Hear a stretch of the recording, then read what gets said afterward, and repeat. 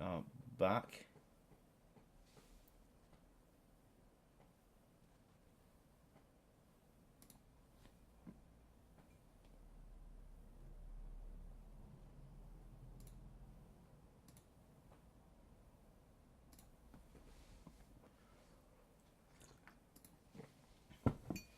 Okay.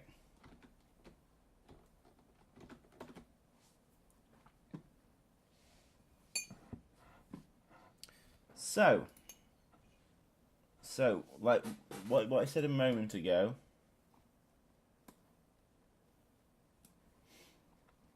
So this is a function that spawns creatures. So when this is triggered, it currently just spawns a creature. What I done earlier today is I made it so at the start of the game it takes the difficulty and it spawns between 4 and 10 packs of creatures. But currently those creatures don't take into account any of the difficulty. It just spawns random packs. So we're gonna have a look at that today.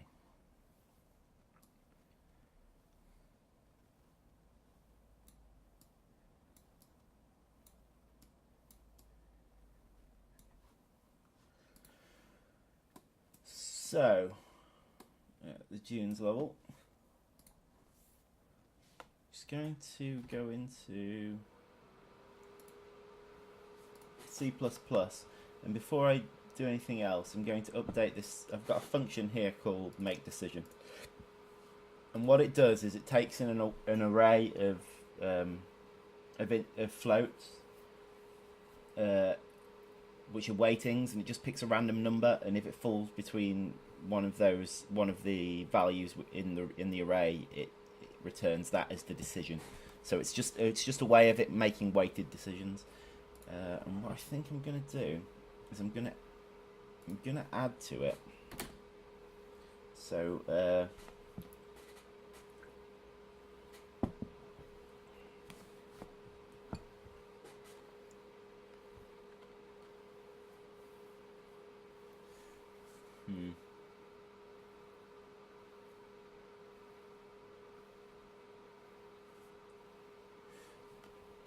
I'll make another function actually, and what it will be is it will be a function which makes a decision based on two weightings, and it's just going to use. It's going to have the same name as this function, but have a different definition. So take different inputs.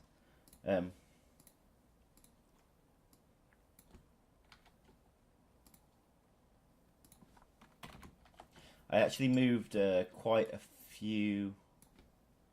Actually, I can just copy that, can't I? I moved quite a few of the variables on, because I'm in the Freeplay director here. I moved quite a few from blueprints into C++. So here you'll see quite a few variables here that are things. Basically, I moved them into here so that they can be saved. But yeah.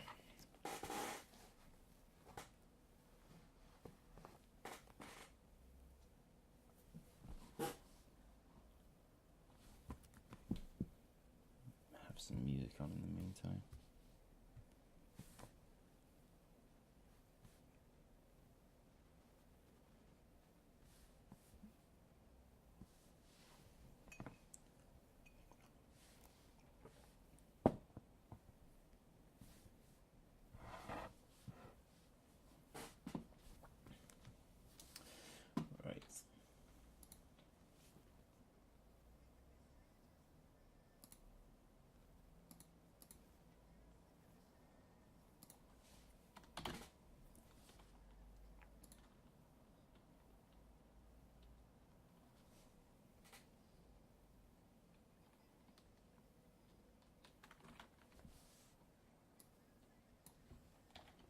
I'm making a version of the function that is going to make a decision based on two sets of arrays, two arrays, which will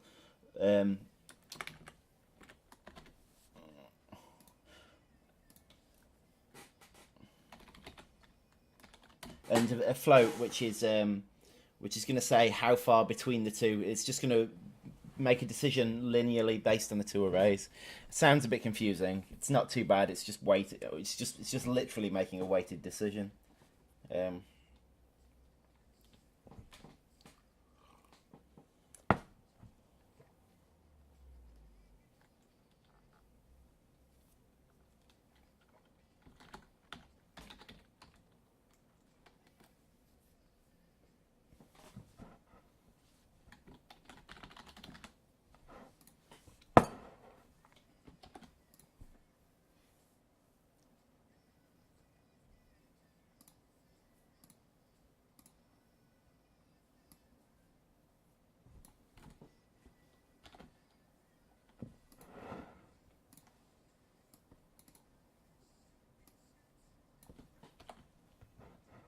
Good morning, Meg.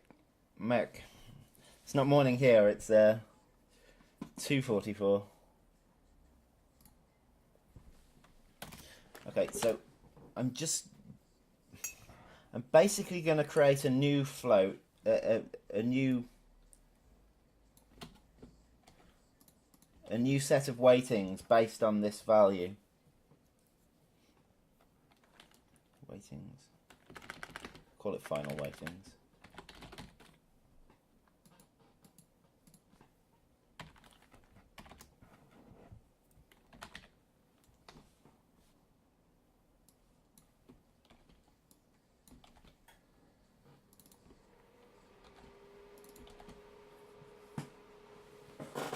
Yeah, actually, I actually need a proper for loop. I can't just use this shortcut one, because I need to be able to access the same variable from weightings 2 as well. I'm just going to put a check in at the start, because these two arrays should be the same size. If they're not, then it should throw up an error and abandon it.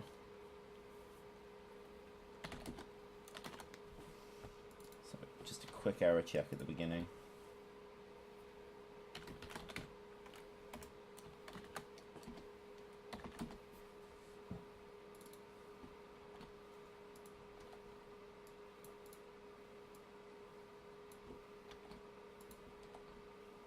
I should do it not equal, really.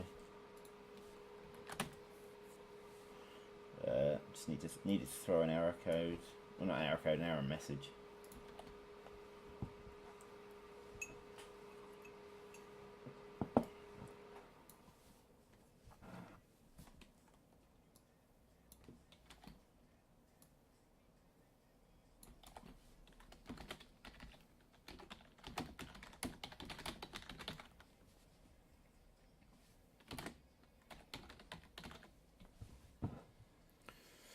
Ah, you just woke up. Excellent.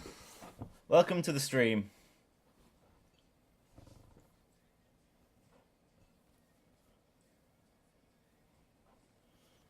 Okay, so that's just a check I've added in. Next, I'm going to go through weightings 1. I'm going to form a new array as I go.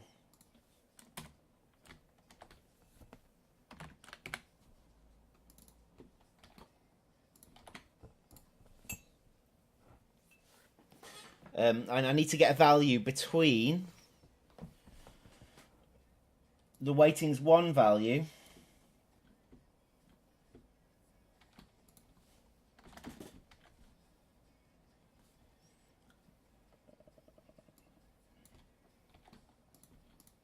and the weightings 2 value.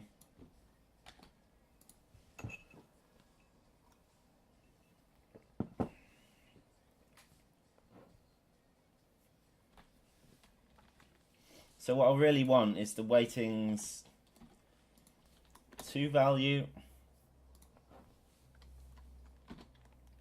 take away the weightings 1 value. So that's the difference between the two. So that's how much space there is in between them. Then we need to multiply that number by the interpret amount. So that's how far along from one value to another we are.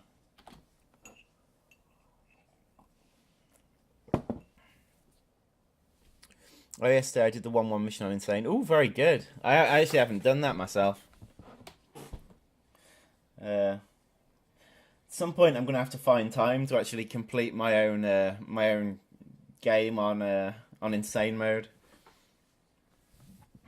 But well done. Basically, I can complete it on hard. I can complete everything on hard, and what I did with Insane was get it to the level that I could just about do it, and then whack the difficulty up another few notches.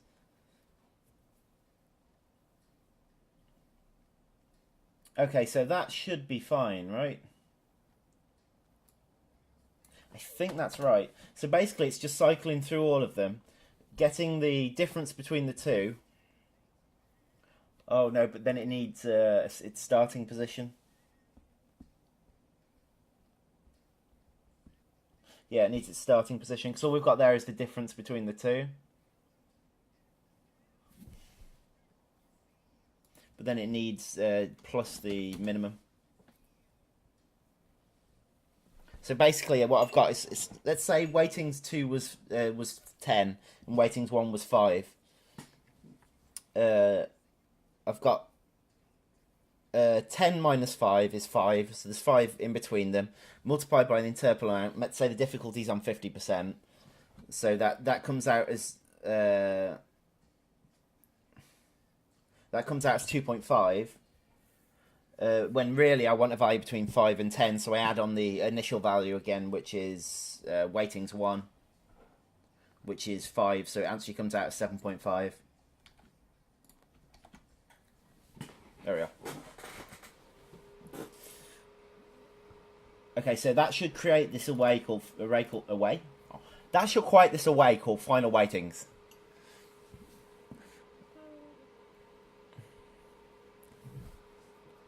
Okay, so finally, I want to return. So this is the decision that has been made. What it's actually going to do is it's going to run that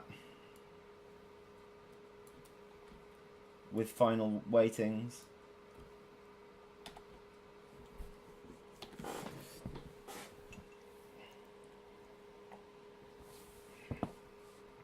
Okay. So I should be able to build that now, and we should be able to run that function.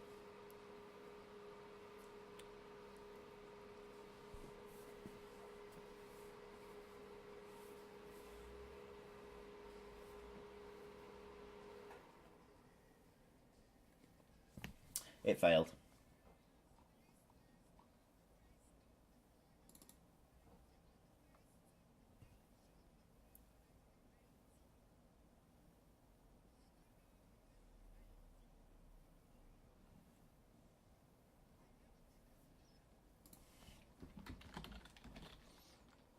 Hang on. What I'm going to do is I'm just to make decision interp, so it's interpolating between two different arrays. I'm just going to rename that to make my life easier.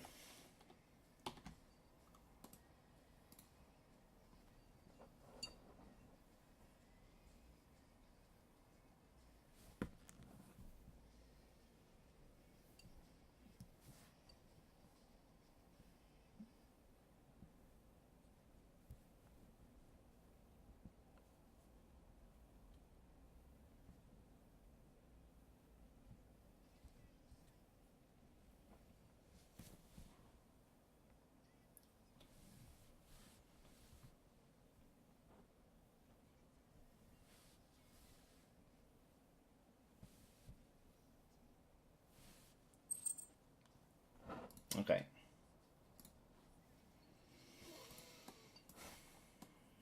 Okay, so from here I should now be able to make decision interp. So it takes two arrays and a value and interpolates between the two. Now, one thing I didn't do was actually do an interp amount that was above 1. But I haven't taken that into account. So let me have a quick think about that for a moment.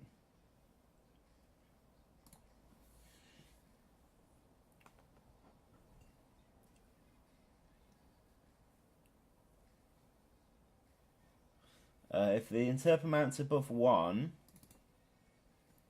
then, for example, so let's say it's 1.5. What in our occasion earlier, what we'd end up with is 10 minus 5, so 5 times 1.5, which is 7.5, then plus 5. So we'd actually end up with 12.5. Is that a bad thing? That adds a weighting, so basically it would extend those weightings. I'd rather it stayed between it, just so there wasn't any funny business going on. So what I'm going to do is I'm just going to put in another check here.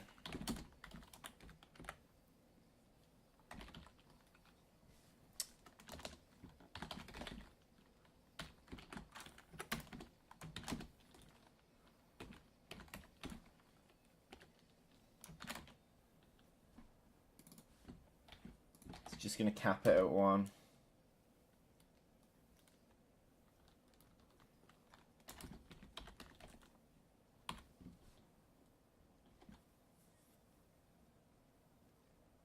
Yeah, that's fine.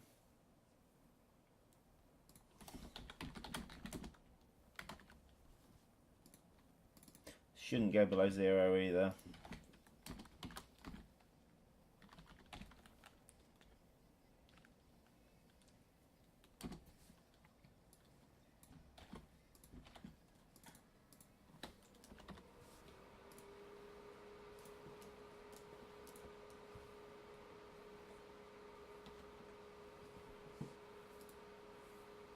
Okay, so that's just adding a check in to make sure it doesn't fall outside the sensible values. I mean, if I want to change that one day, I might do, but I'd rather the decisions weren't. So,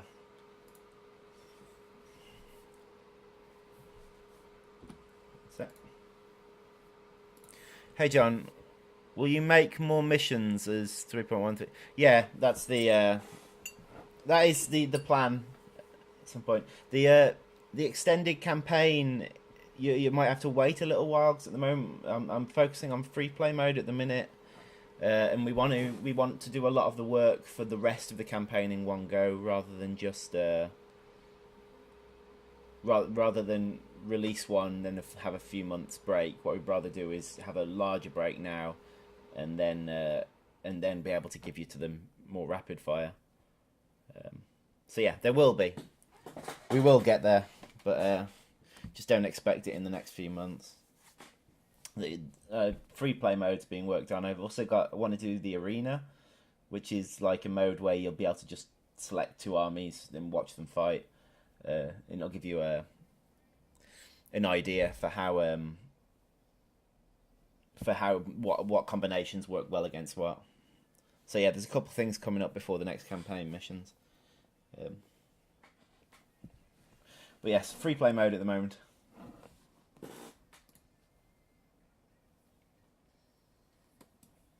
Right.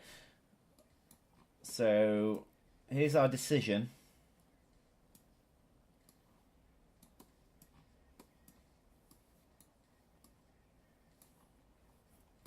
Right. What I'm going to do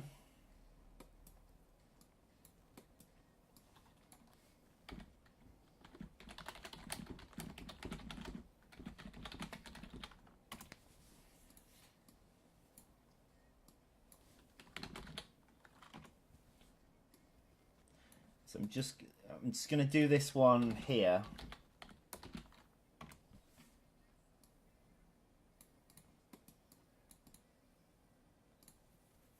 It's going to pass in the difficulty value as well. So if I do that, then the difficulty will cap.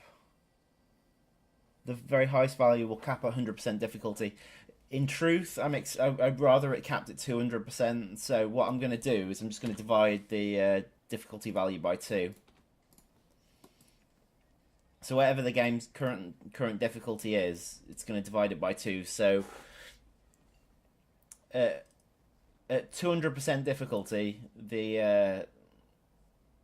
this array will be used. At 0% difficulty, this array will be used, and anything in between will be a value in between. Okay, but this decision is just a yes or no at this point.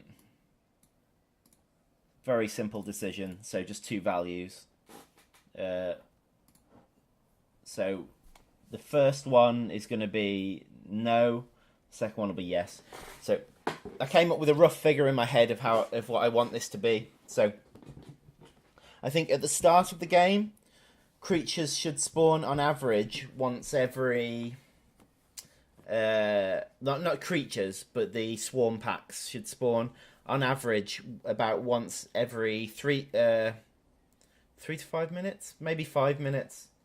A new pack will appear, because there's always the starting packs as well, but this is at 0% difficulty, so dead easy at this point. So at once every 5 minutes.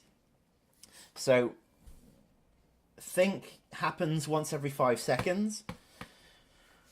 So in order to get a yes once every 5 minutes, so number one once every 5 minutes, what we need is a hello, Joket Wazir. Good to have you with us. So yeah, in order to have this once every 5 minutes. So how many 5 seconds are there in a minute? There's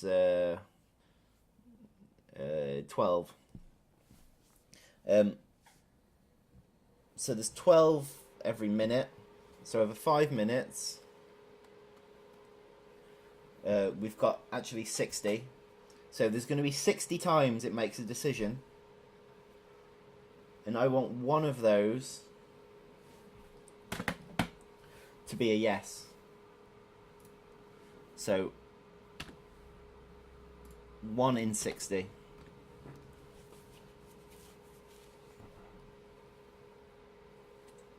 It's actually not correct.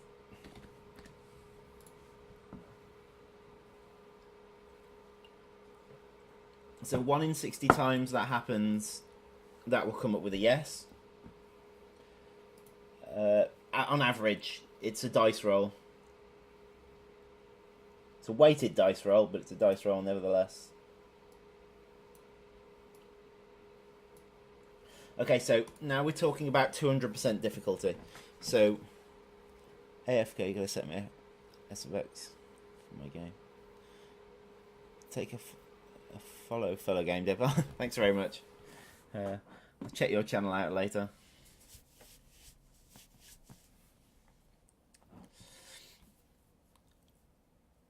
Okay, so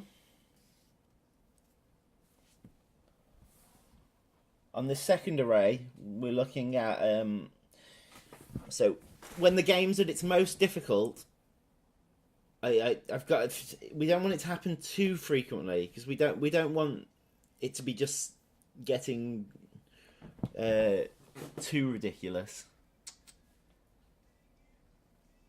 So maybe once every 20 seconds? Oh, you don't stream? Alright. Never mind. What do you develop in, by the way? Do you use Unreal? Or do you use Unity? Or do you use something else? Maybe something of your own making?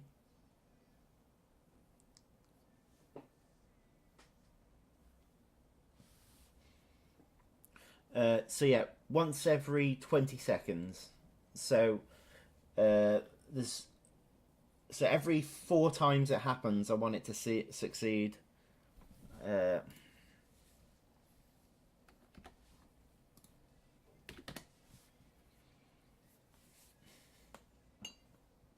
Game Maker. Never actually used Game Maker. Can't really comment on it.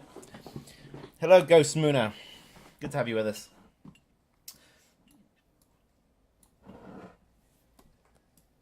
Okay, so that should do that. basically this return value should either be 0 or 1, and if it's 1,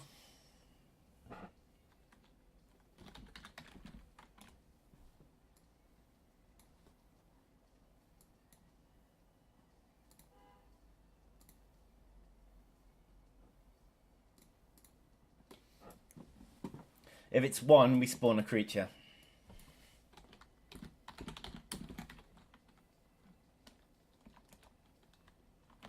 Well, we spawn a swarm, sorry, not a creature. Okay, so at the start of the game, I believe I've got it set up so it's roughly about 0.6 difficulty, so 60% difficulty. So that should be about roughly a quarter of the way through between these two.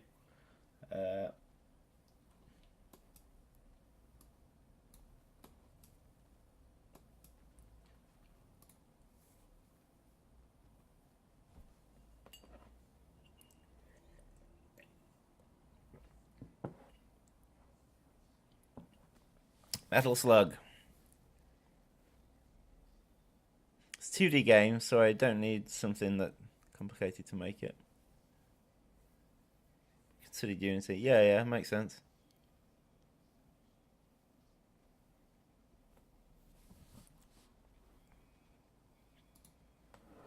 Most people use Unity actually for 2D games over Unreal, but I have heard of a few using Unreal for 2D games. Okay, so I'm going to print string just so I can get some feedback of when it's spawned.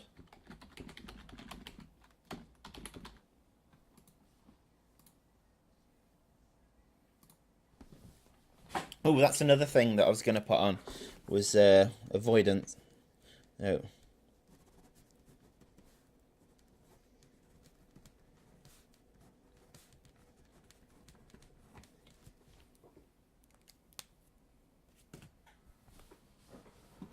Okay.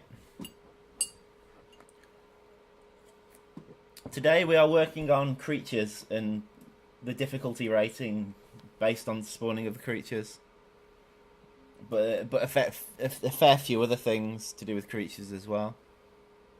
We're going to get new types of ant, maybe the infamous bullet ants. The bullet ant was actually one of the stretch goals. And I think what we're going to do with the bullet ant is when we finish the campaign, when you get to the end of it, it will be like an extra unit you can unlock at the end, because I think it was going to be too overpowered otherwise.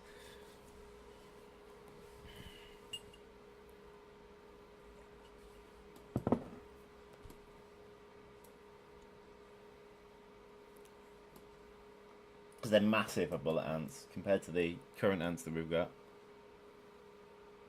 Yeah.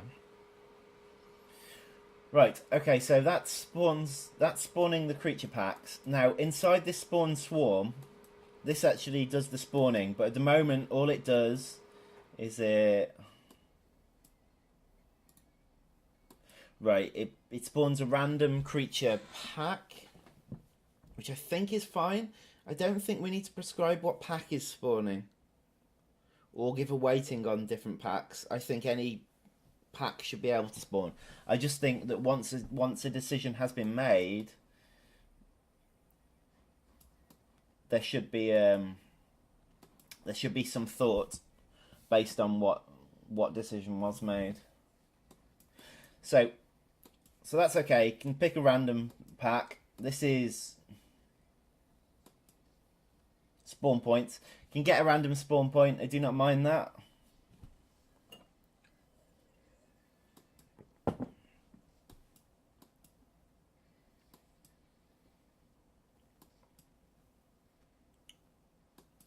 That's the transform. Okay, so there's the thing actually being spawned. Okay, so here's our first decision: is what temperament we want the swarm to have.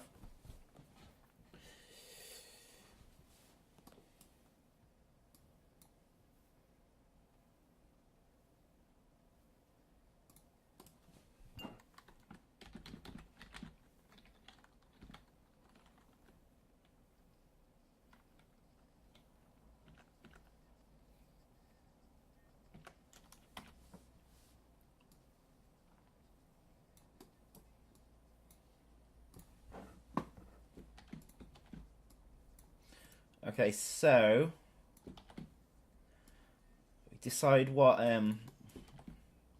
Not all of these make sense to use. So passive, yep, that's fine. Neutral, that's fine. Defensive is fine. And aggressive, I think they're the only ones I actually want.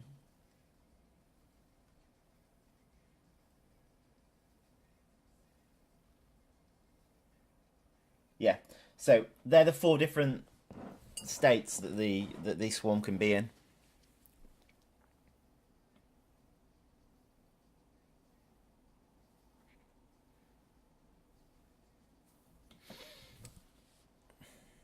Is this chain for the players' ants? No, this is random creatures that are spawning on the map. So this is like the hermit crabs and spiders and things. And this is a system which will decide itself when it wants to spawn things in.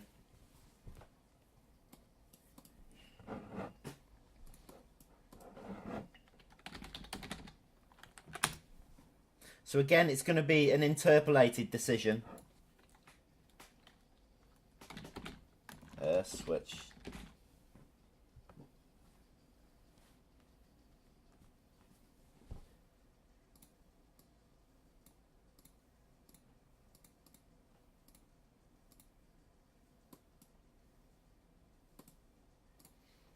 Okay.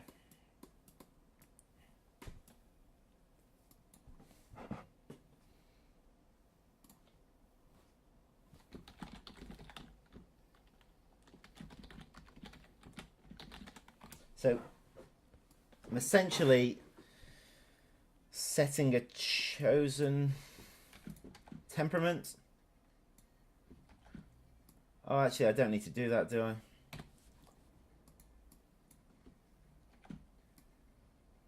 Yeah, there we go.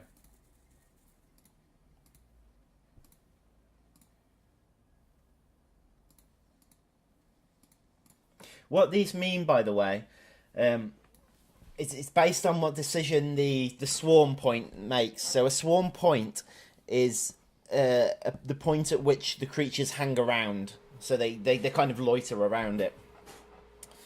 A passive one is more likely. A passive one means all it does is move around randomly. It doesn't do anything specifically. Neutral means it's got a chance to. It's got kind of a split chance to evenly split chance to attack a player, evenly split chance to. What else does it do?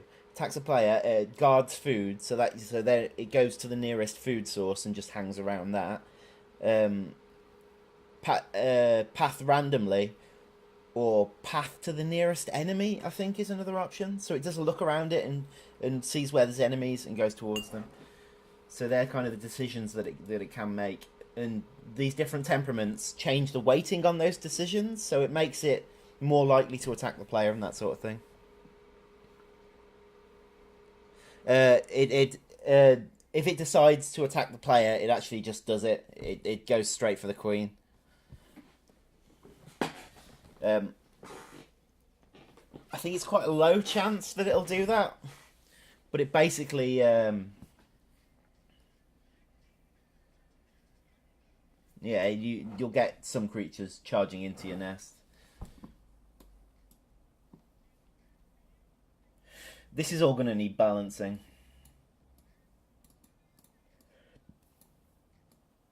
Do that in beta.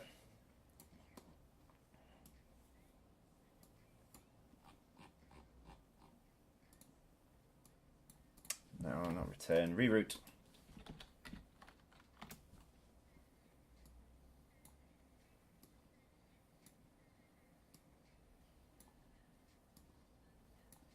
Okay, so at the minute it's not actually making. We haven't actually added the stuff in we need for it to actually make the decision, but we will do.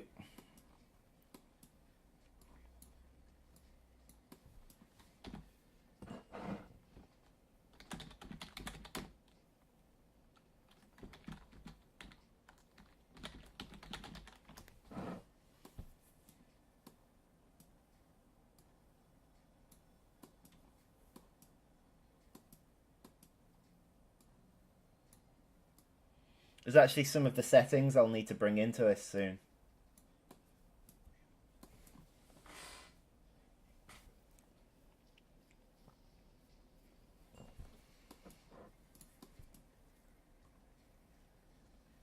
So what you might see is a pack on the surface slowly getting bigger as time goes on, and then at some point it might just send the pack into your nest.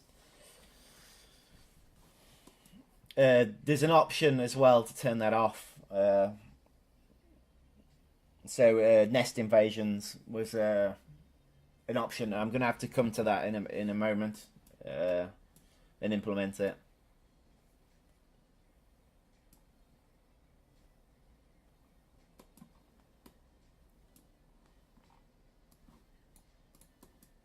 Let's plug that into there. Okay. So yeah, the next thing we're going to do is look at these weightings and come up with some rough values to start with. Can you explain how things change from medium difficulty to hard difficulty? It just seems to survive and I can't seem to survive in hard difficulty.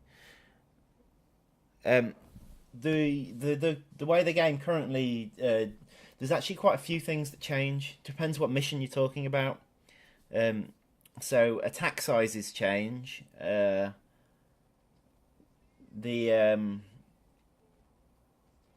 things like how much food's available change. How many enemies are underground changes. So there's actually quite a range of things that change with difficulty.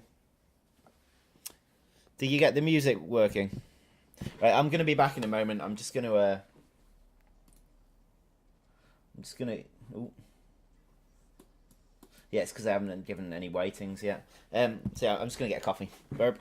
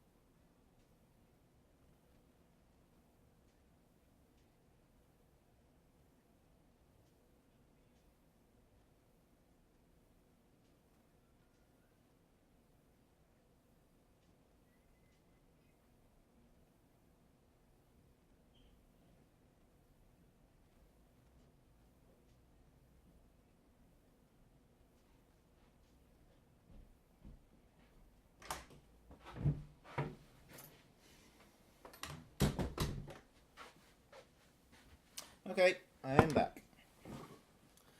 Just make a closed hole with 19 ants and get them to level 3. What?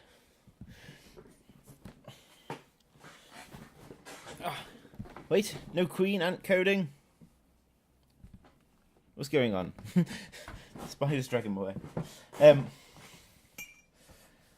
Okay, so I need to come up with these weightings. Again, this is going to be based on the difficulty of the game. I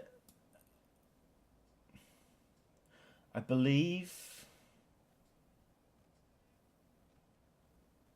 these two are roughly the same. This one is very easy, because if something's passive, it barely ever attacks anything. So early on in the game, you want that. So when difficulty's low, you want lots of passive creatures. And as the game goes on, you want lots of aggressive creatures. And these ones in the middle should probably just have a constant weighting that they should probably be equal. Okay.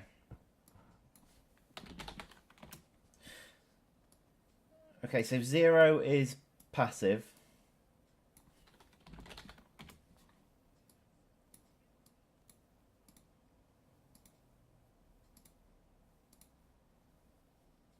One is neutral, 2 is defensive, 3 is aggressive. Okay, so to start with, I want a... I'll just do this via a percentage, just because that's easier to figure out in my head. So, to start with, at the start of the game, I think a 95% chance that it's passive, 1% on the others. Well, you can't have 1% on the others. Well, that's more than 95%.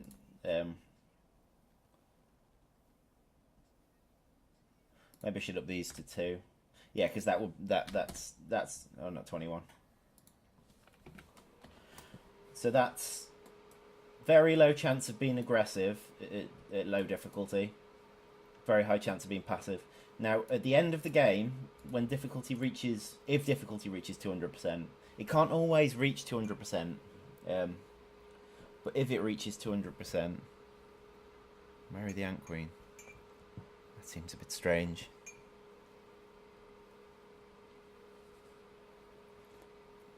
Yeah, I think we wanted a meaningful difficulty in the game, so you actually felt like you'd achieved something when you win the level. So at the end, at maximum difficulty, I want something like a 50% chance that you'll have aggressive. Probably 20 for each of these, and then a 10% chance of it being passive. So every 2 packs of creatures will be aggressive. Now, one in every 2 packs of creatures should be aggressive, on average. Okay, and then finally we've got the difficulty, the interp amount. So get the difficulty value, divide that by 2 again, so it peaks at 200%. And just shove that in.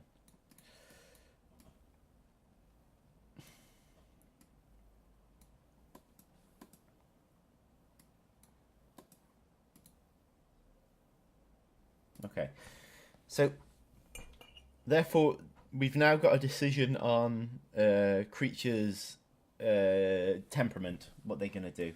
Now, at the minute, I said I was happy it just being random creatures. However, I do think that random creature should affect things like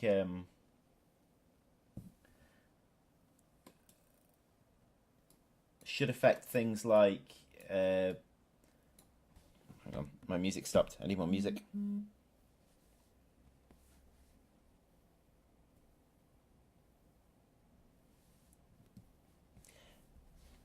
Should affect things like pack size. So, for example, we don't want a pack of 20 beach tiger beetles. There should probably be a limit on that.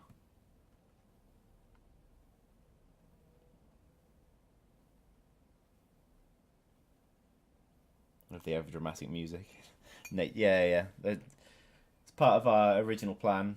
It was like you're playing a documentary, because we could have gone down the route of like making cute ants and characters like that, but instead we thought we might go a bit more realistic. So documentary was a good way of giving things character without actually having to make them silly.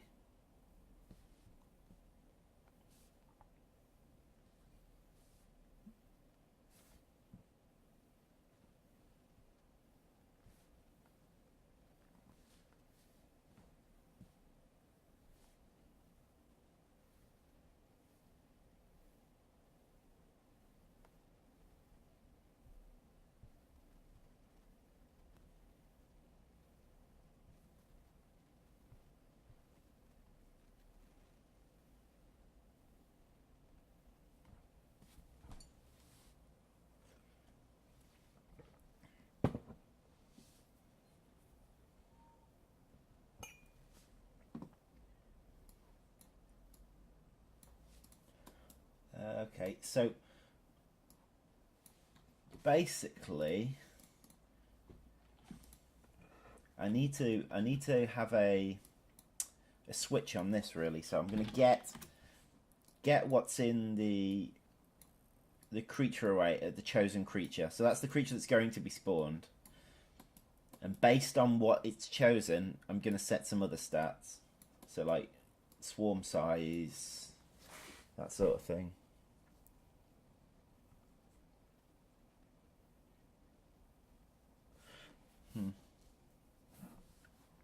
Yeah, let's. I don't think I can do a switch on this. No, I can't. But what I can do is equal to. So I'm going to have to do this for each creature type. Because I'm setting various stats on it.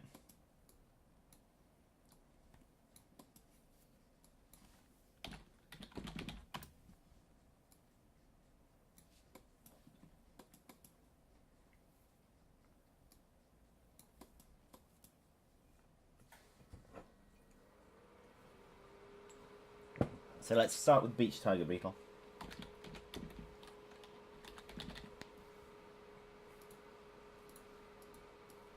Let's just find all the creature types first, shall we?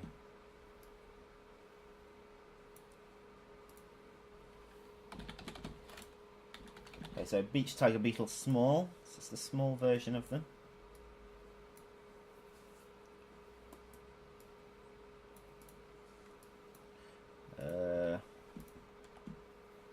What other beach creatures do we have? It is actually in here where it adds them.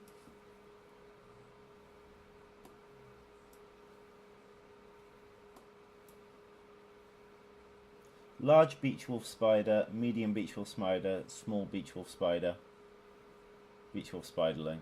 So that I'll do the beach wolf spiders next.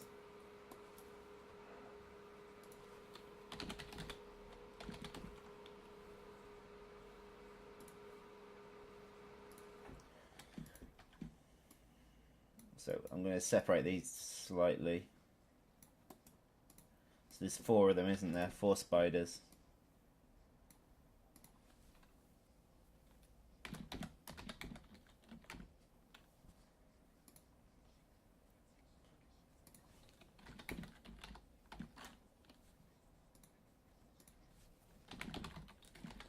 Yeah.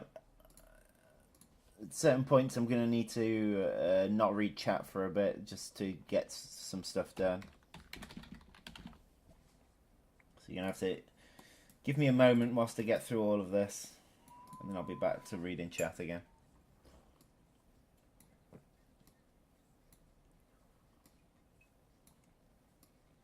Okay, so they're the beach wolf spiders. Hermit crabs next. There's just 2 hermit crabs.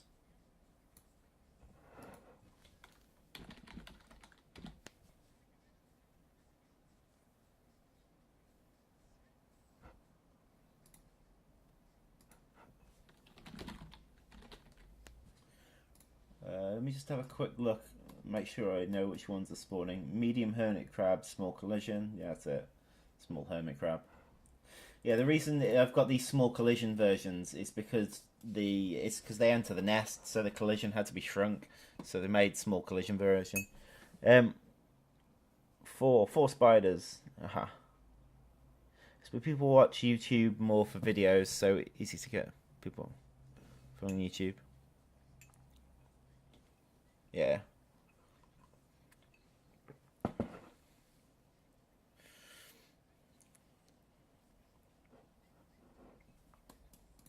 We can put an announcement on Steam. I haven't done on this occasion. So that's that's spiders. These are medium hermit crabs, small. Yeah.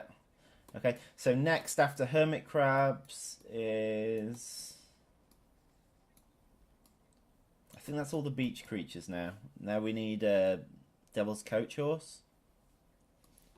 So there's devil's coach horse and devil's coach horse larvae.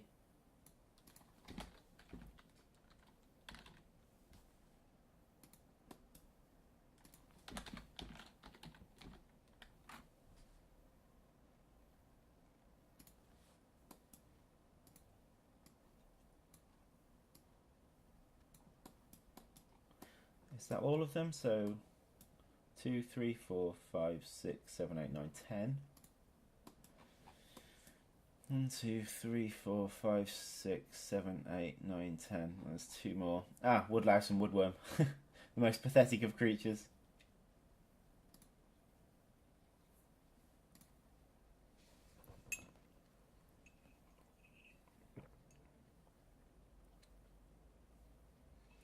I finished what could basically be a demo of my game. 15 levels, completely functional. Oh, very good.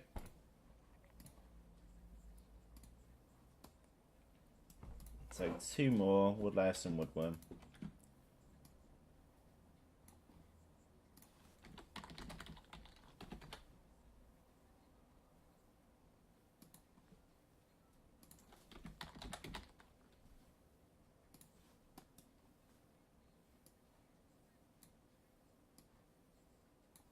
Right, now I need a branch for each. So yeah. Basically, if it's false on any of them, it goes on to the next one. That's why a switch would have been good, but hey ho, never mind.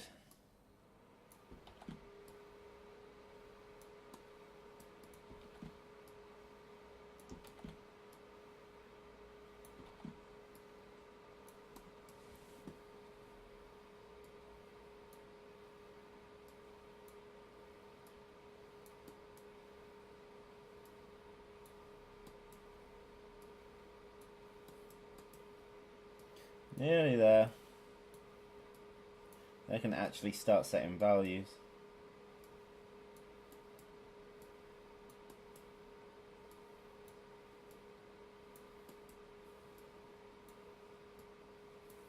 Okay. Okay, so next I'm going to create some variables. So min size. So this is like size of the pack. Max size. Siz, isn't he? And they're meant to be integers. Just integers, they're not arrays of integers.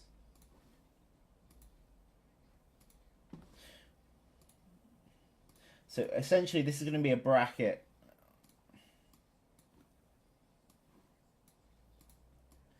And for each creature there's going to be a different min size and max size of the packs. I could do things as well, like changing the aggressiveness based on the type of creature here. So I could give a different weighting, like in that aggressiveness thing, which might make sense. At the moment, I'm not going to, but it's something to consider for the future.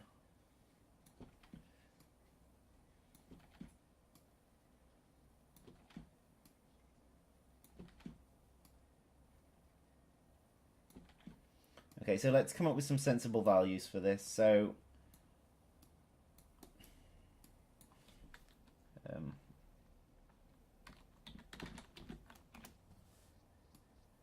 It's just an error message. No.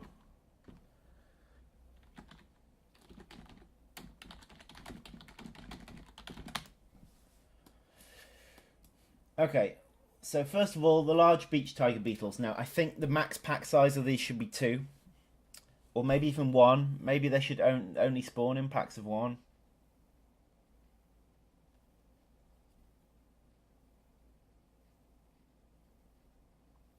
So I'll go with 2. I don't want the spiders to be in bigger than packs of 1 though. Well, I can do that, can't I? I can do that. So the beach tiger beetles, packs of 1. 2. Packs of 1 to 2. Okay, small beach tiger beetles, 4.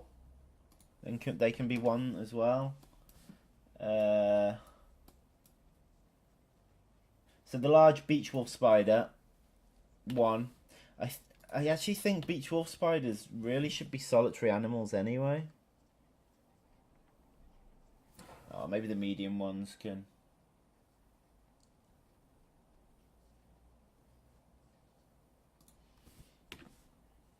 Medium ones can have 2 then. The small ones, I'll allow them 3. I'm going to have to come up with a new method of them wandering, because at the minute they all try and get on the same spot because they don't have a wander distance. What I really need is a new method of wandering which picks a point and just stays there and doesn't move from that point.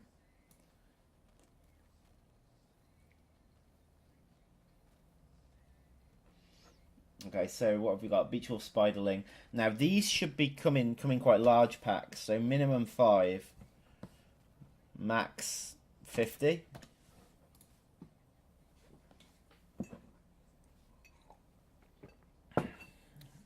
Yes, get a coffee. I would always advise coffee. I've got to go. Nice to see a bit in action. Have a great one, people. Have a good time. See you later.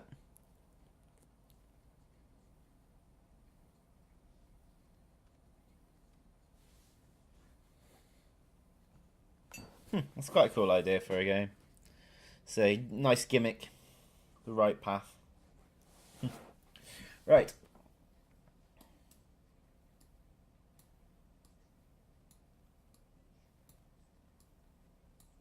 Okay, so hermit crabs. Okay, the medium hermit crabs can be pack of 3 max, so 1 to 3. The small ones, 5. Maybe that's too many. Maybe it should be 2 and 3. Yeah.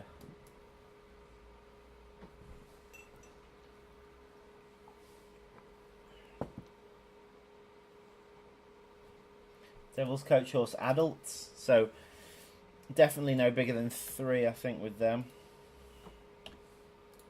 And the larvae, I say 10. Maybe more. Maybe you can get up to 15 with the larvae.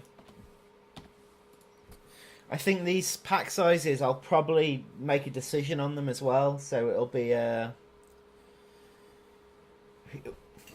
it'll be random but weighted by the difficulty. Let's see when we get there.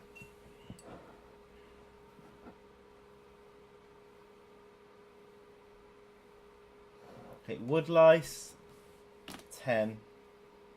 5. They're just like food, aren't they? The fodder. Woodworm. Again, it should. I mean, the problem with giving too many woodworms in a pack is you just be able to farm them. Maybe that's a good thing. Really, the woodworm needs some special AI as well that makes them hang around in the shade, or woodworm and wood lice do. Yeah, we'll think about it. We will get there. Okay, so is there anything else that needs to be creature specific here? So the temperament, we've done that. The size.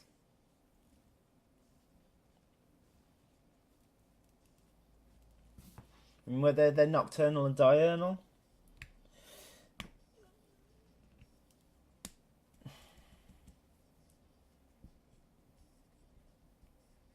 Yeah, I guess so.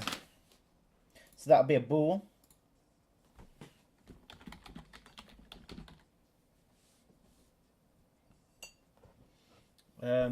Basically, it's either day creature, night creature, or both. So this needs to be a decision between three things.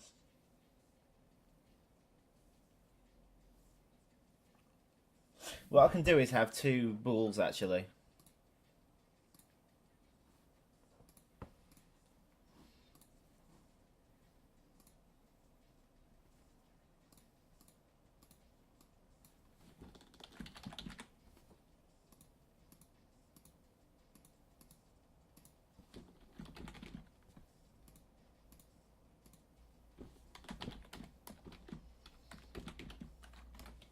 Okay, so they can be both.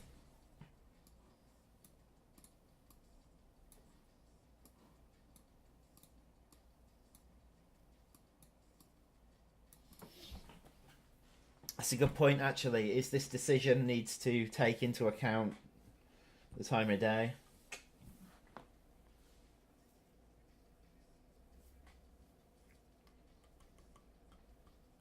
What's going to happen if it picks one that shouldn't spawn?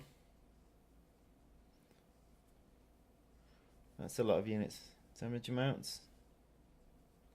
Damage amounts is already set on the creatures themselves. Yeah, day-night spawning needs to be considered. I need to think about this because basically, if it's daytime and it picks a night spawning only creature, it shouldn't actually spawn it. But I don't. I'd rather it did spawn something.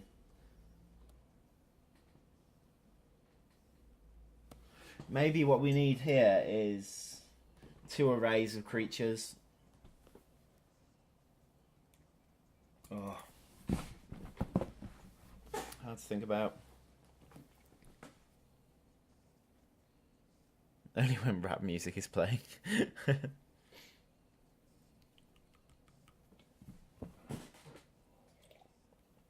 Right, back in a moment, guys.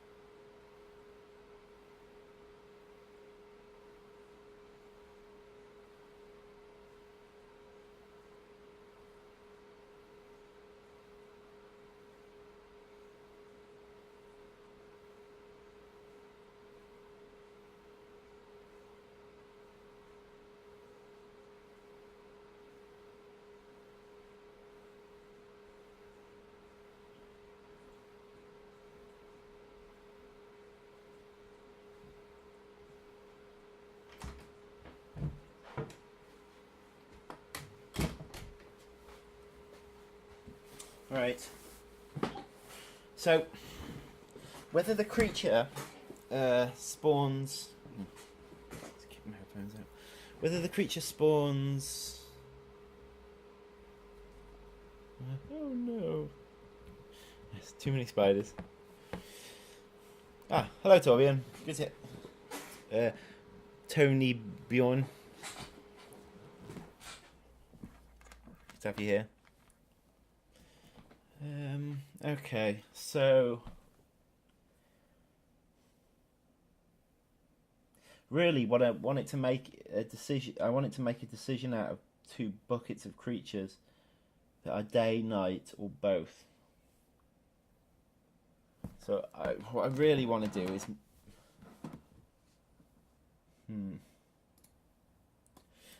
here is where the creatures get added based on.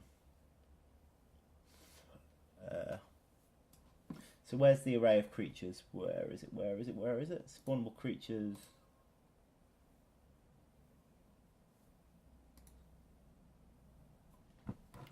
Spawnable creatures. Night. Spawnable creatures. Day.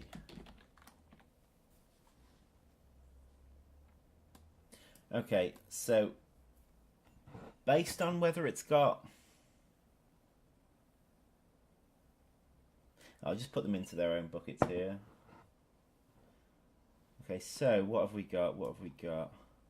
It's large beach wolf spider. In the game, they're nocturnal. I think they're more active at night in reality.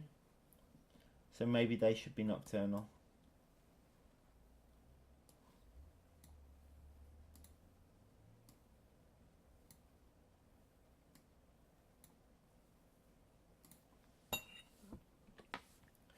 Same with the other ones. Same the other spiders.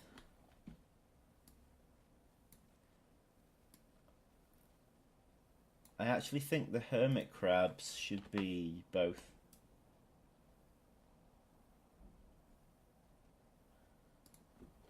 Although I should probably do my research on this really.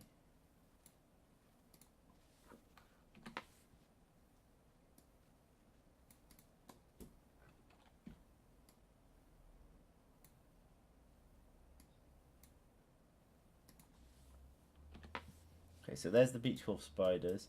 I think I'm happy with the hermit crabs being both. Beach tiger beetles.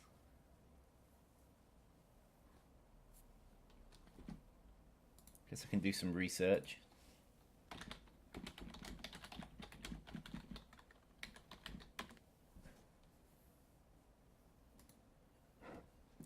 Beach tiger beetle.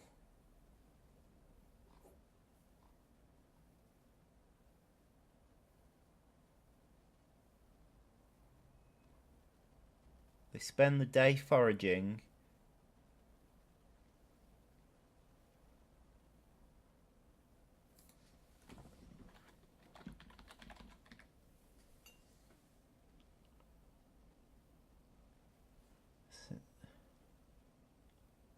Females lay eggs in blah blah. They use sensitive hairs on their abdomens to determine whether the soil moisture content is suitable for the larva development. Oviposition takes place at night. The female uses... Right, I think they're going to be daytime creatures. Cicindela dorsalis.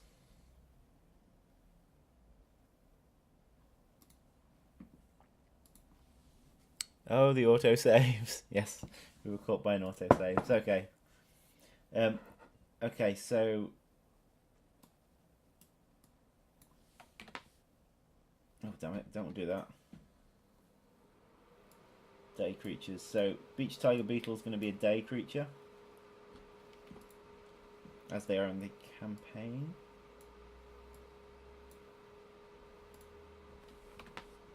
I think I'm alright with hermit crabs being a both creature. Let me just Google that as well, I guess.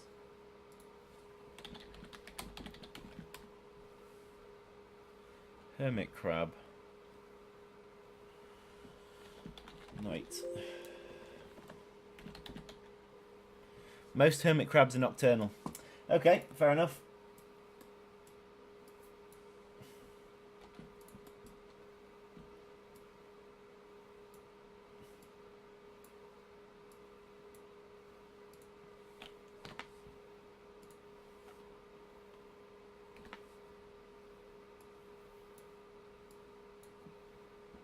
So yeah, they're spawning at night as well. Okay, so beach tiger beetle's a day creature. Devil's coach horse and devil's coach adult, I'm just going to leave as both. Although maybe I should have a look.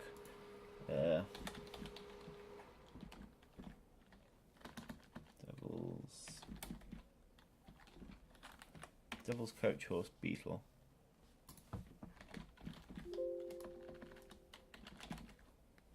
It is a predator, mainly hunting by night.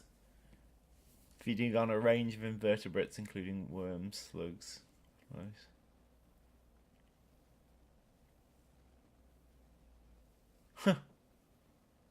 Worms, slugs, spiders, small moths, and woodlice. Woodlice actually make a lot of sense. As well as carrion. The prey is caught in the mandibles. Okay, so it mainly hunts at night. However, I'm going to allow it to do in the day here because it's only mainly hunts at night. So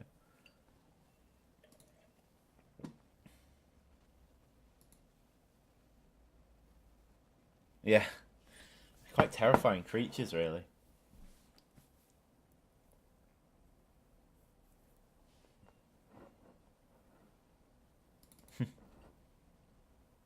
We see crickets in the game. Yes, I believe there'll be another cricket added at some point. More of a standard cricket. Maybe it'll leap. That'd be cool. Just could leap across the map.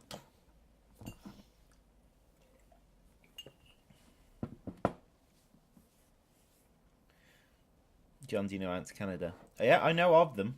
And they're aware of us as well. They have mentioned us before in a tweet.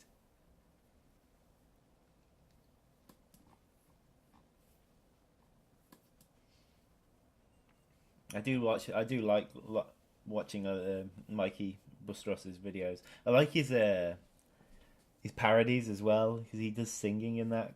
Cause he was on Canadian Idol, but he does parody songs, which I think are funny.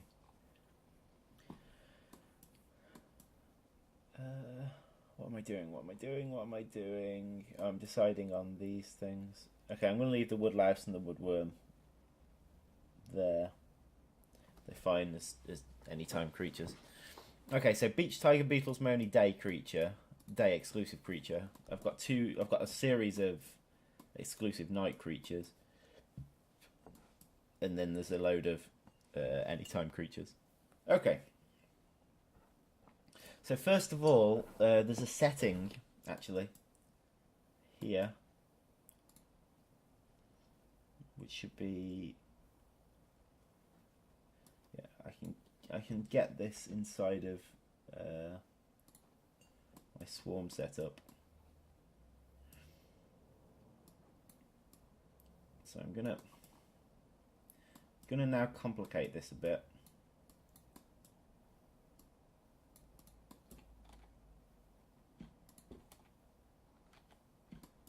Damn, I didn't copy.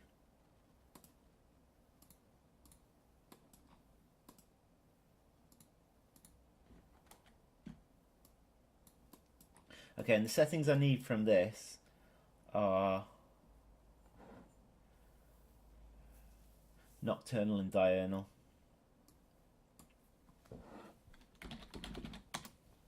It's the only setting I need here.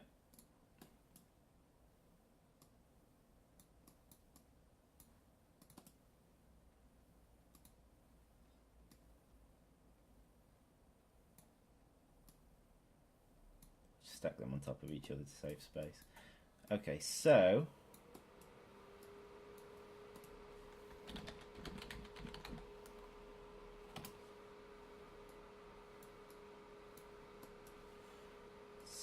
here, no, it needs to be before it makes a decision. It needs to be part of the decision, doesn't it? So let's bring this right over here. So if nocturnal and diurnal is on, then we need to check the time.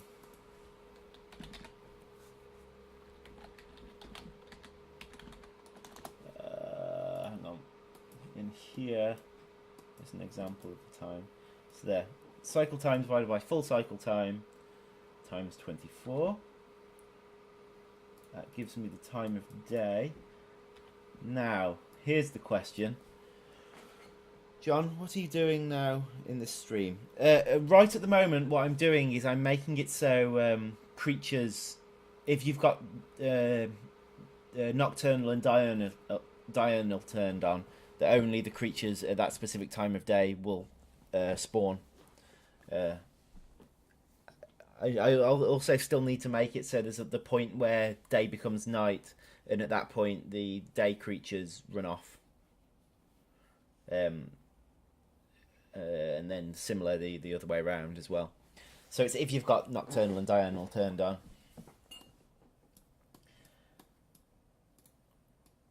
Okay, so this is the current time. So I need to decide on the brackets. So what do you reckon? 8 p.m. to 8 a.m. being night?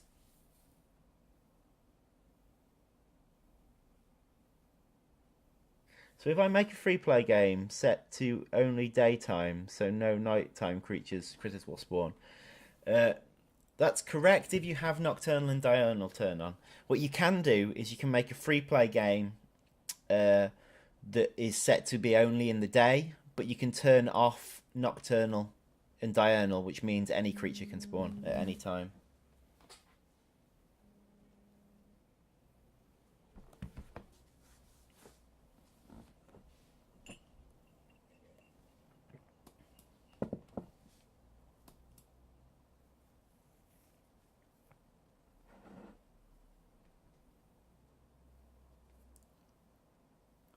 6 p.m. to 4 a.m. I reckon.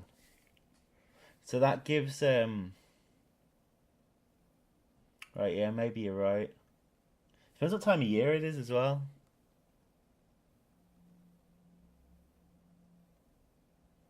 8 p.m. to 4 a.m. Yeah. 8 p.m. 8, 9, 10, 11, 12. 1, 2, 3, 4. So that gives what? 8 hours of night and the rest of it's daytime? Do we want that, or do we want to make it so there's more hours? Maybe we should at least give daytime 10 hours, nighttime 10 hours, just for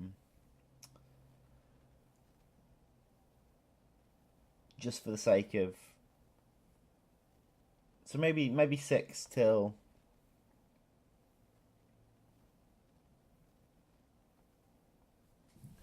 Maybe six till 6 till 4. Maybe 6 till 4, like you said in the first place.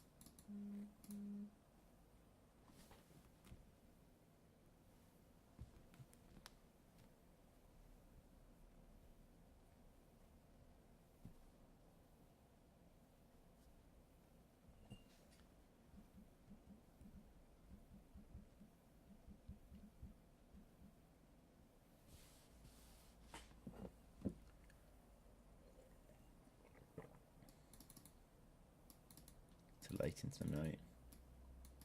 Yeah, it's true. Oh, but you have to remember that they're not going to spawn instantly necessarily. So I'm going to go with. I think I'm going to go with 6 p.m. and see what that looks like. But I'm not sure how the day-night cycle's exactly set up and what time of year it's roughly based around. So I guess we'll see.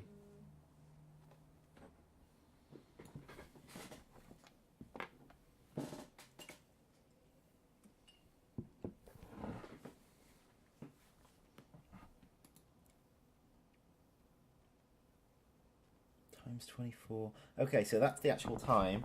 So that's greater than.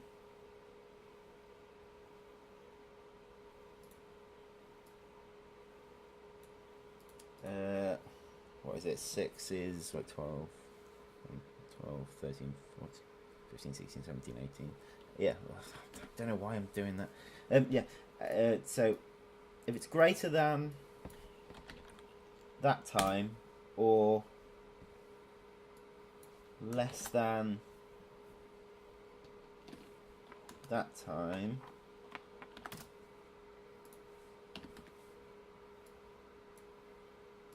we'll see how it feels anyway.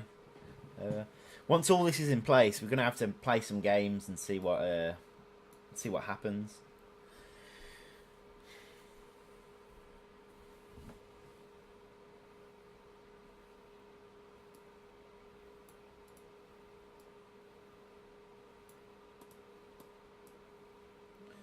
So if nocturnal and diurnal are on,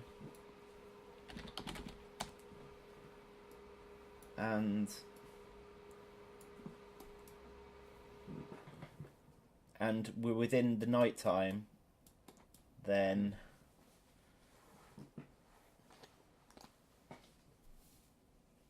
we select between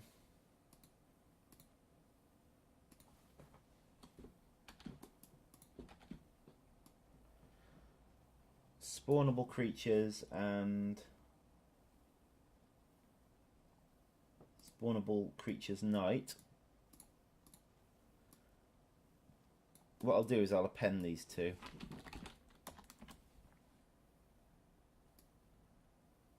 No.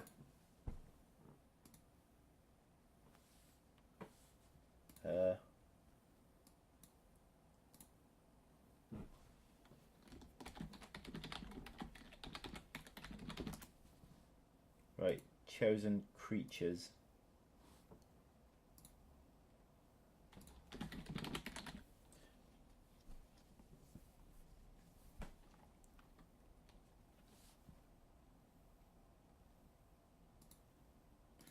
Okay.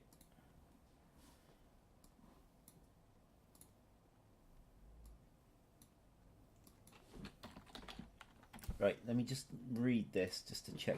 Appends an array to another array. I'm assuming it appends the second array into the first array.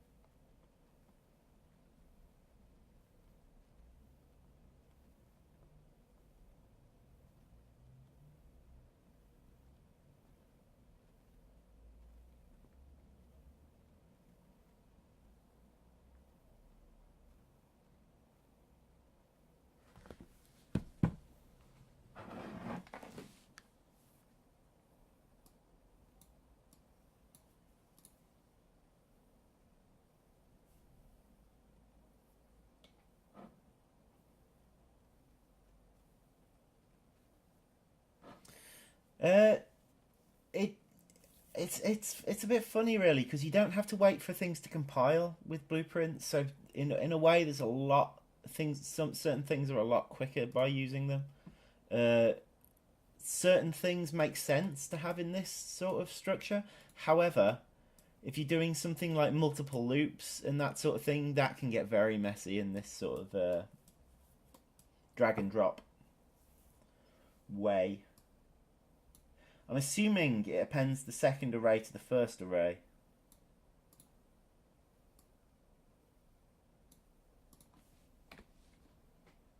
I'm assuming? I don't actually remember if I had nocturnal and diurnal turned on. So, I guess we'll see.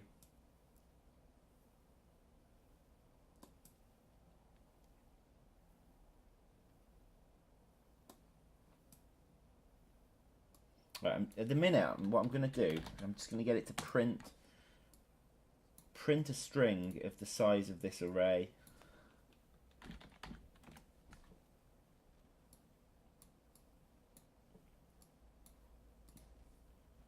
Just so I can get a feel for if that's worked.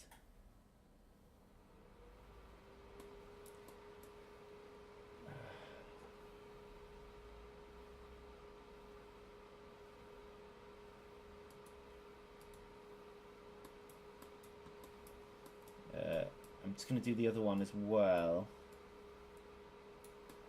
So it's in that bracket, else it's in the day bracket, so it needs to do pretty much the same thing, only instead of appending the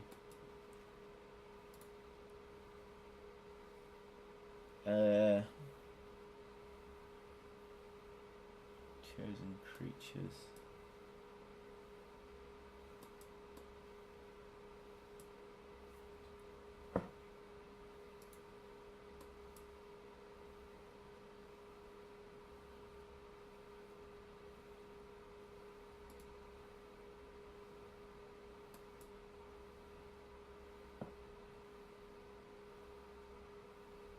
Need to focus.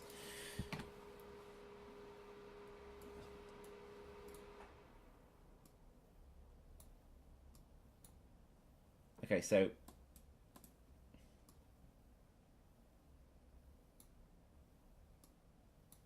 I think it'll be doing the day creatures to start with, because I think the game starts in the morning. I think it's set up to start in the morning. But let's see. Let's see. Wires everywhere, and not a drop to drink.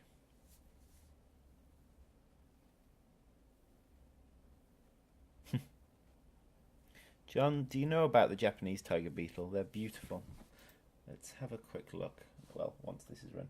Okay, so that came up with an array of size 6. Was I expecting an array of size 6?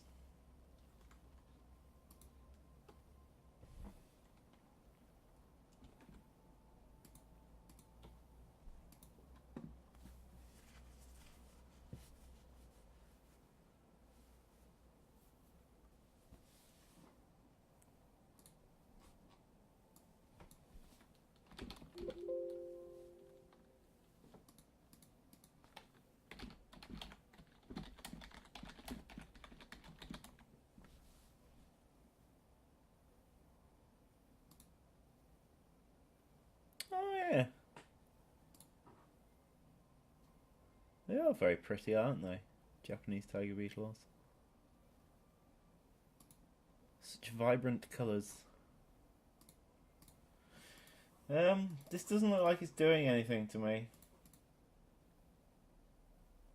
Yeah, it crashed. Have a quick look. It's in the Freeplay directory. It crashed. Interestingly, so let's actually find out where it crashed, because it tells me where. Freeplay director 39.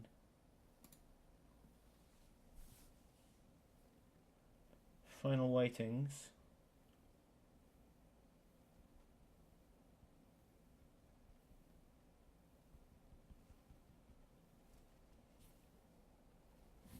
Okay, so basically, I need to.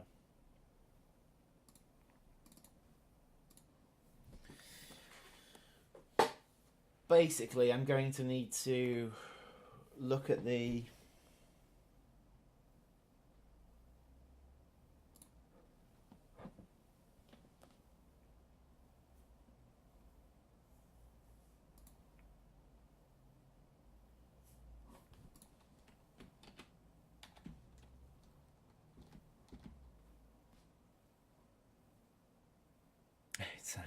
It's causing rust. It gets everywhere. Yeah. Yes, that is Anakin Skywalker. Well done. Can't tell if it's actually opening.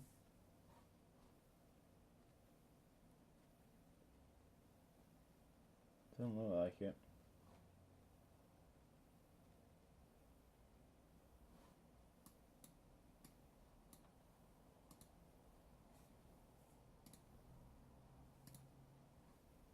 No, it's not opening.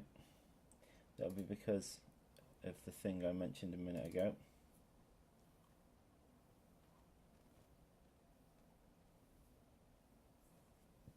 And that was mentioned a minute ago. Loading screen.dll.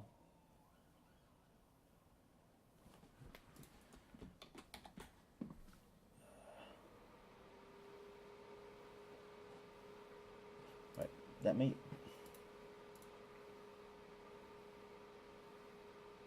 rebuild do a clean build.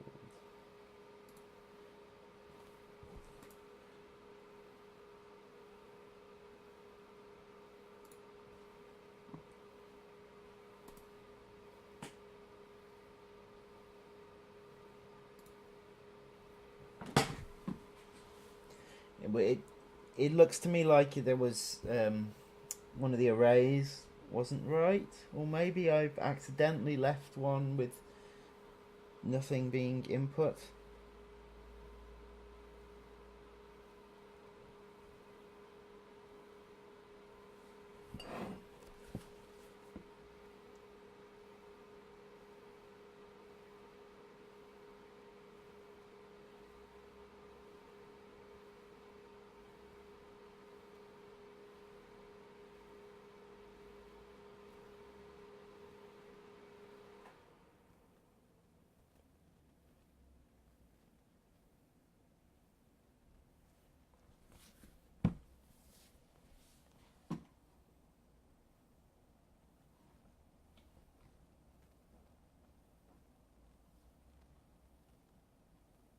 I have 2 versions of Unreal Engine installed somewhere on this PC, but I can never find them.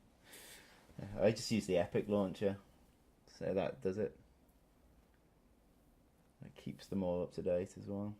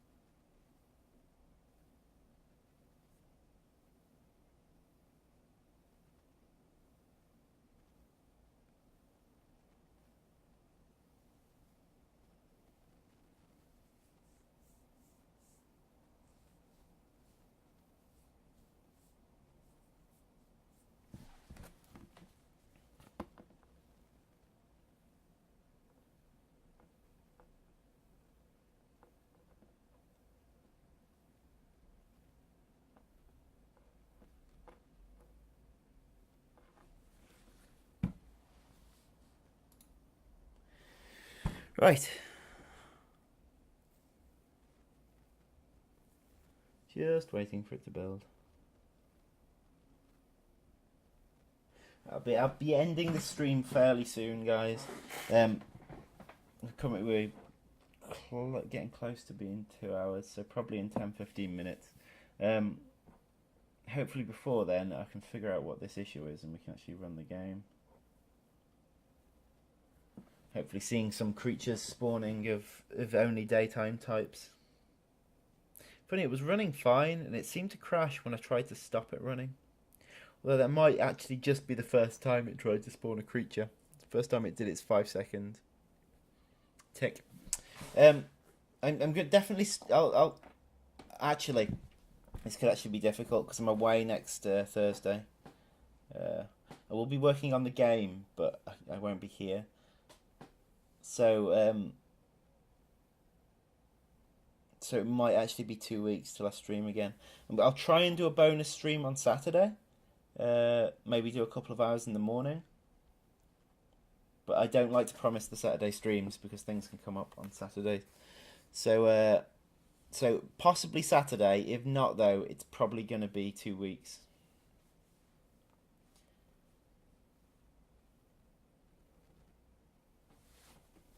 Oh, is it finished? It's finished. It finished ages ago, didn't it? Let's see if that runs now.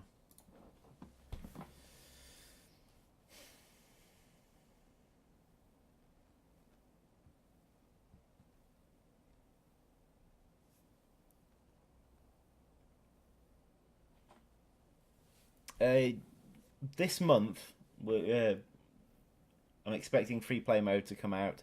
I can't tell you the specifics of it yet. And next weekend, I'll be working very closely with Matt, who will be doing who will be putting decorating the terrain on the surface. By next weekend, we should have a much firmer time scale for when Freeplay mode will be coming out, whether it's 1 week or 2 weeks or 3 weeks from that point. But it should be some point this month that Freeplay mode releases. So look for information about it after the coming weekend. It's just something that I was thinking. It's weird, but if you make prehistoric DLC, prehistoric ants and animals, the game, just saying. It's quite a cool idea. Looking at some of the ants from the past. Yeah, there's some cool ones, isn't there? We've been pointed out to them before, like.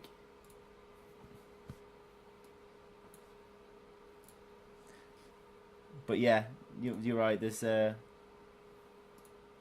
okay, we're back in.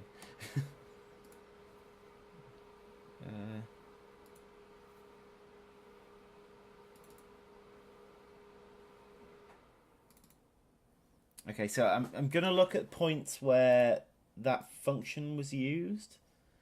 The function that crashed it was actually the one that does the two sets of weightings. So there's a chance I've run that function somewhere without actually giving it proper inputs. If that's the case, that will be what's crashed it. I mean, I shouldn't be able to run it without inputs, but maybe I've done something like make one bigger than the other. I thought I put in checks against that. Well, I'll probably need to look into that, put some more checks in.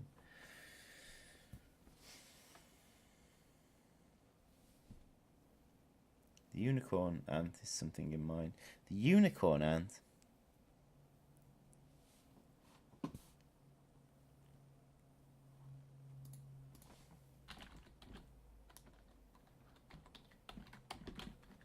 Unicorn ant.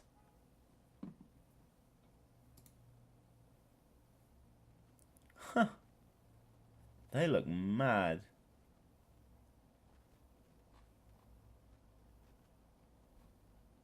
They've got like a little sprout thing coming from the center of the head. Yeah, that could be cool. Anyway,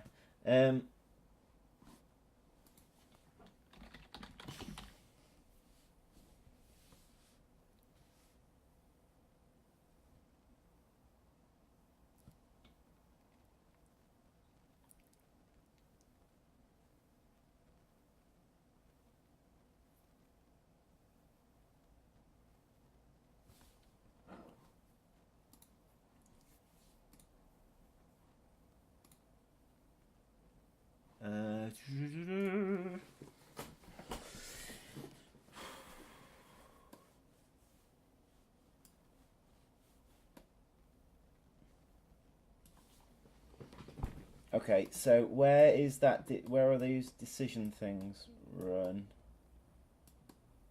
So it's this. So this was crashing it.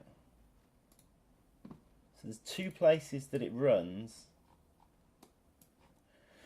I reckon it was this that crashed it, and it's actually probably just a bug in the thing itself. Yeah, I suspect there's a bug in the thing itself.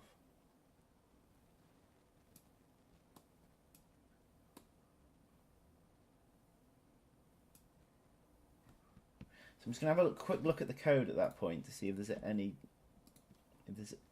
So it was this line that's crashed it.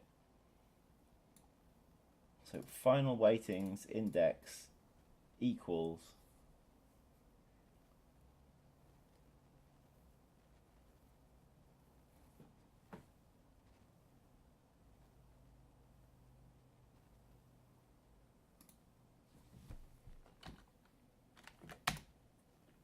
Right, I think this is what I need to do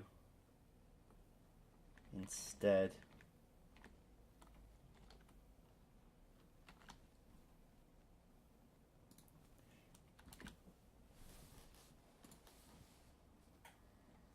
I suspect that's what's causing the issue. It's because I wasn't actually adding it, I was referring to something that didn't exist. And I was setting it equal to something. So really what I want to do is add the thing in. So yeah, it was a mistake on my part.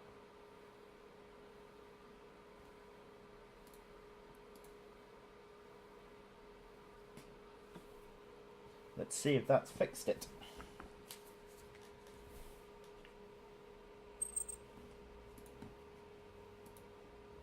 Fingers crossed.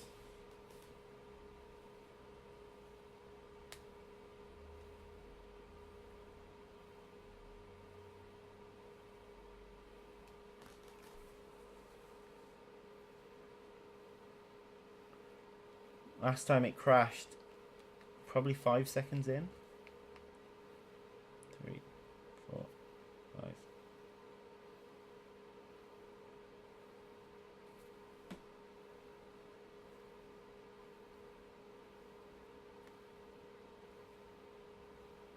Okay, so that looks fine to me.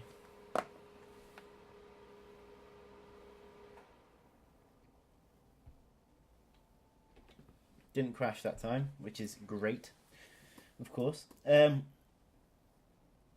Okay, so what was it? 6. Yeah, 6. Okay, so was I expecting 6? That's the question. So it was, I believe we're in the day. So are there 6? So 1, 2, 3, 4, 5, 6. Yes. Okay. So the combination of the two worked. That's worked. That's great. Fantastic. Okay. So we were expecting 6. So that's down there. Okay. So I'm just going to neaten this up a little bit.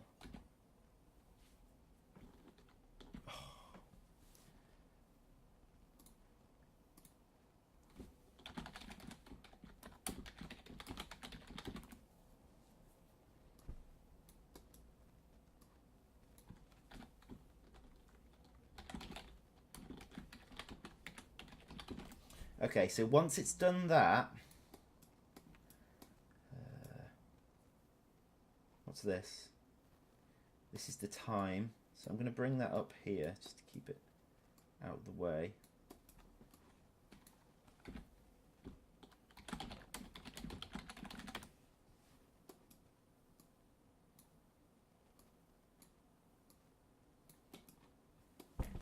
And here is if we're false, if this is false, then we do something similar to this, only we add all the creatures in.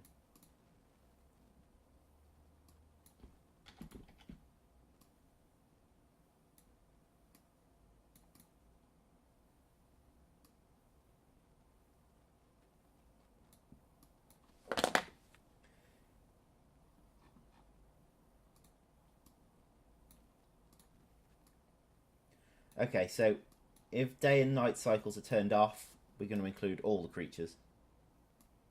Not cycles, but if nocturnal and diurnal are turned off, we're going to include all the creatures.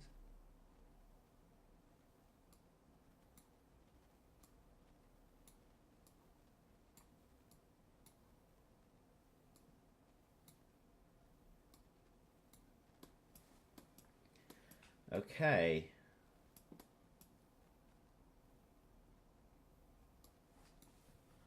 Reroute.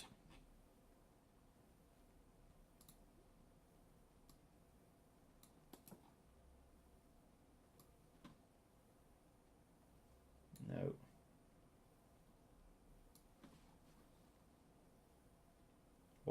Wires everywhere.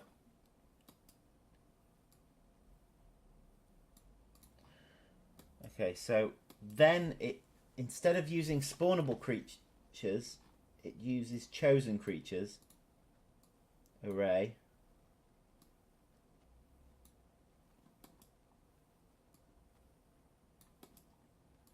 So that actually makes the decision on the type of creature to spawn.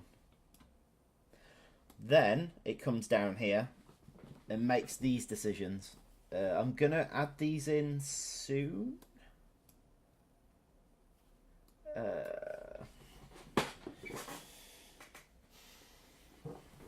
I don't know if I need to add these in at all anymore, because it's never going to choose one outside of the right time. So I don't actually think I need those anymore. I think I've come up with a better solution.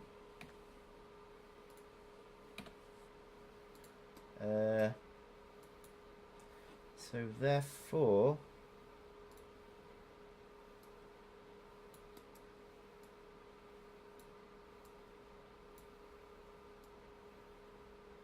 there might be some more stats, but I'll worry that we need to do that's creature specific. But I'm going to worry about those later. I'll come back to the chat in a moment, guys. I'll come back and answer questions before I go anywhere. And hopefully we can end by seeing some of this in action. At least we should see only daytime creatures spawning. And we should also see them, the pack sizes being the correct size. Although I wanted to make that related to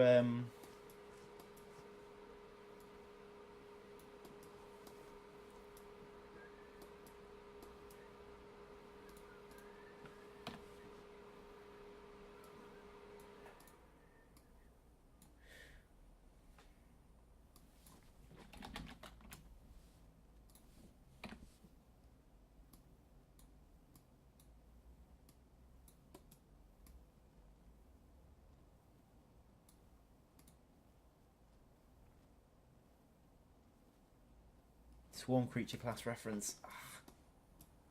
Okay, so chosen creatures needs to be swarm creatures, not creatures. Okay, let's hope this doesn't break anything.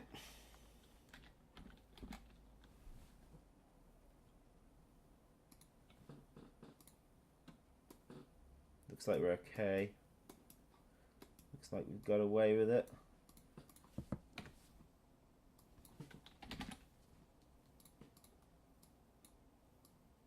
Yeah, cool.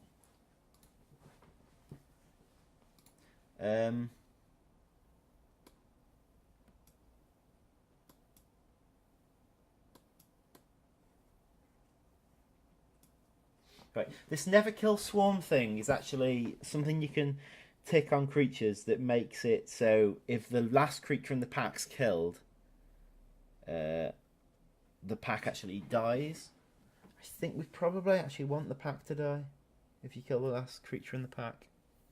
Because at the moment it'll just keep spawning more of them. But I'll leave that on for now. I'll think about that and I'll jot that down. Never kill swarm.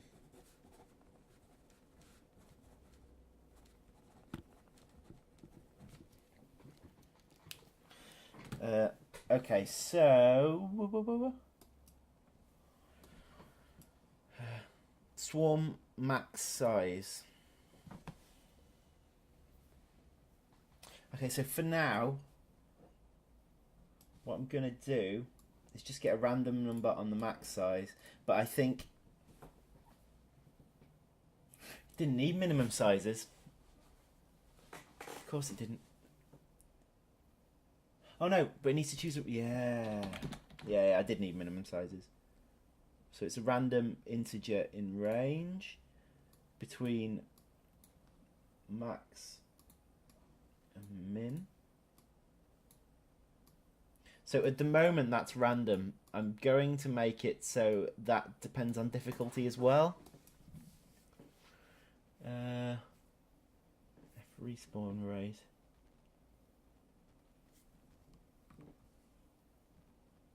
Right, so the respawn rate is how fast creatures in the group actually appear. So every 15 seconds a new one will appear at the minute.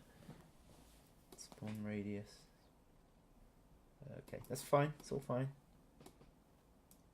I think we're good to give that a test now. I mean, so we should notice daytime and nighttime creatures playing by the daytime and nighttime rules. There's also a chance they'll attack us, and because I've opened my exit without being able to get to it, that could actually cause problems. They'll probably fall through the world if they do that. Right, I will come back to chat.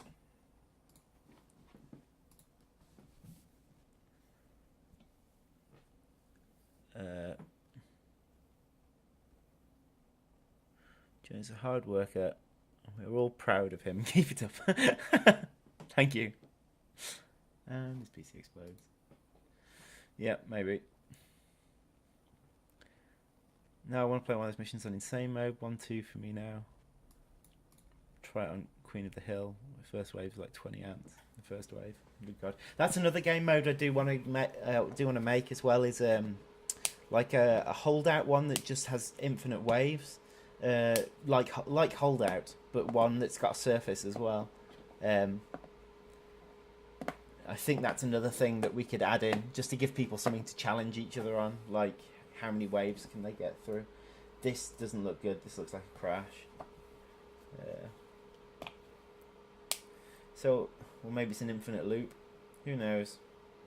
Who knows?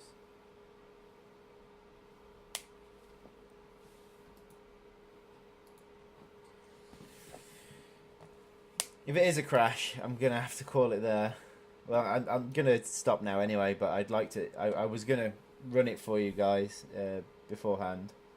However, if it's crashed, I'm not going to fix the crash first. I'll fix the crash offline. Okay, so have you... Whatever you say, yeah. In the harder modes, it's quite hard to grow soldier ants. Enough of them. I can pass the third wave on the Queen of the Hill. First day insane. I think if you manage the first day, the second day's not as. Oh no, the second day's bad on Queen of the Hill, isn't it? The second day's where it gets really bad. If you can pass the second day, I think you're laughing. My queen enemies.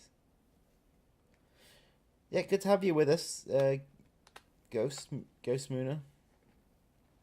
Keep up building a great game. Thanks very much. I will indeed keep it up.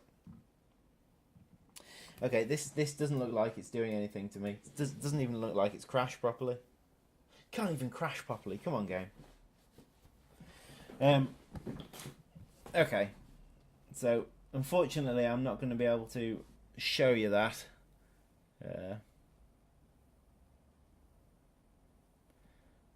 Because it's broken. Okay, so today we've worked a lot on the creature's temperaments and pack sizes, and that based on difficulty. Well, the temperament was based on difficulty. I'm also going to implement the pack sizes being based on difficulty, and some other things as well. We've added in the ability for daytime creatures to only spawn in the day, nighttime creatures to only spawn at night. I've managed to crash the engine in 2 different ways very recently, and hopefully I can fix that pretty sharpish.